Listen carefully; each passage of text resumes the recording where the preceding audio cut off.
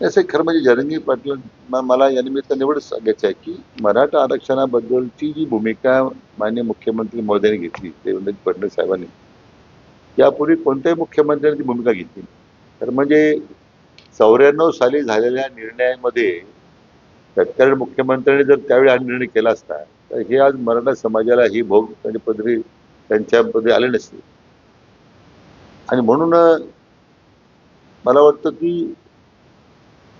जो 14च्या नंतरचा इतिहास आपण पाहिला 58 मोर्चे निघाले आहेत अनेक आमचे दुर्दैवानं मराठा समाजाची मुलं मृत्युमुखी पडली तर त्यावेळी मग अतिशय पुढाकार घेऊन आयोगाची स्थापना करून आरक्षण टिकवलं.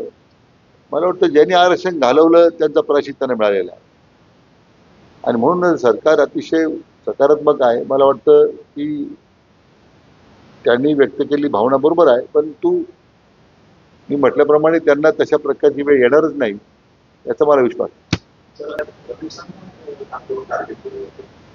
नाही. असं आहे की त्यांना त्यांच्या मनामध्ये काही त्या निमित्तानं काही गैरसमज झाले असतील परंतु मी म्हटल्याप्रमाणे हे सगळे निर्णय हे फक्त माननीय मुख्यमंत्री देवेंद्र फडणवीस साहेबांच्या एक सकारात्मक भूमिकेतून यापूर्वी त्यांनी दिलेला न्याय आणि आता सुद्धा या त्यांच्या प्रश्नाकडे पाहताना त्यांनी घेतलेला निर्णय मला वाटतं कुठेही अशी विसंगती नाही.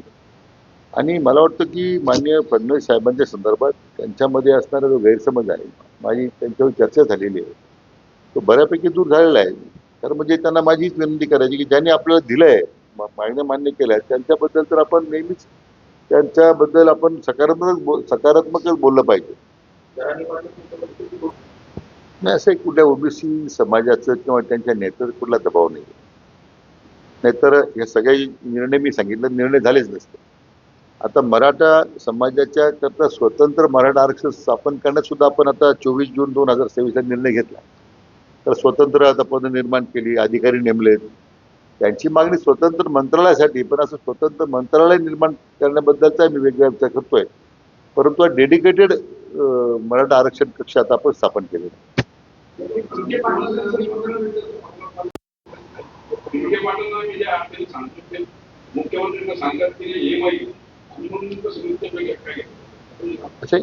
सगळ्या त्यांनी केलेल्या मागण्यावरच जे आता निर्णय झालेत ना हे सगळे निर्णय माननीय मुख्यमंत्र्यांच्या